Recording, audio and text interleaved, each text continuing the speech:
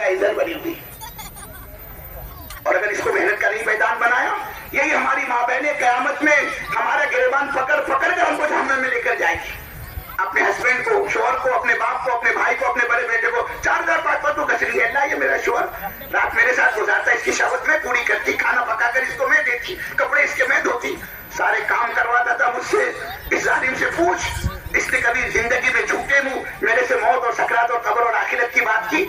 इसके मिजाज के खिलाफ खाना बिगड़ जाए, उस पर डांट डपट करता, कपड़े की प्रेस में फर्क आ जाए, कपड़े के धुलने में फर्क आ जाए, उस पर तो डांटता था। लेकिन कभी जालिम ने मेरे को आखिरत की सब बात नहीं समझाई।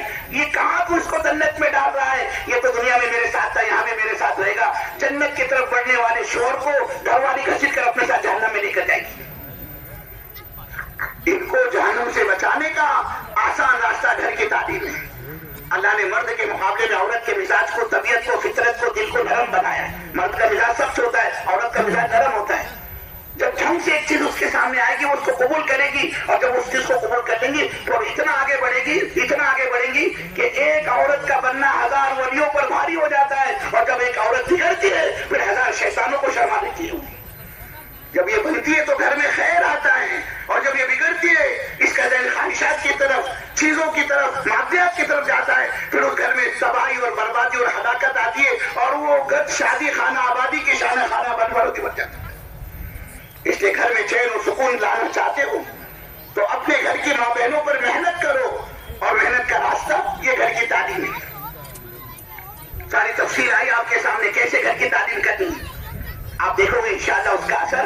अरे हम और आप फजर के वक्त में, तहज्जुद के वक्त में खर्राते लेके सो रहे होंगे, और वो अल्लाह की बंदी मेरे तुम्हारे सराहने खड़े होकर गरम गरम आंसू तहज्जुद में बहा रही है अल्लाह के साथ। इसलिए कि उसकी खासियत है, जब वो किसी अमल पर आती है तो फिर जमती है। इस्तिकामत अल्लाह ने उसमें बहुत दी है, और जब दीन पर आएगी तो ऐसा ताउन करेगी, फिर रुकावट और हार नहीं बनेगी।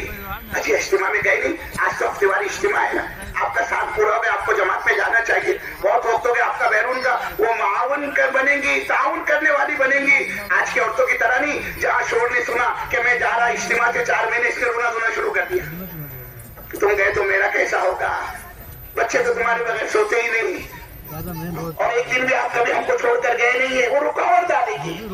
और उसके आंसू में ऐसी तासीर है, पत्थर भी हो ना मोम बन जाता है, मोम सिर्फ रोने रोएगी, वो 2-4 आंसू बहाएगी तुम्हारे हमारे सामने, जब तुमने कहा मैं जा रहा अल्लाह के रास्ते में, रुकावट बनेगी। इसलिए घर की माँ बहनें ही तो इनको अल्लाह के दिन का काम करने नहीं देती।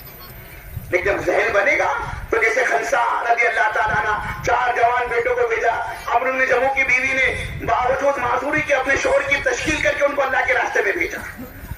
बेशुमार वाक़यात है, इस वक्त तफसील का मौका नहीं है। इसलिए घर में दीन लाने का आसान रास्ता ये घर की तालीम है। ये पूरा मजमा तय कर ले इंशाअल्लाह, आज से अपने घरों में तालीम का एहतमाम करेगा।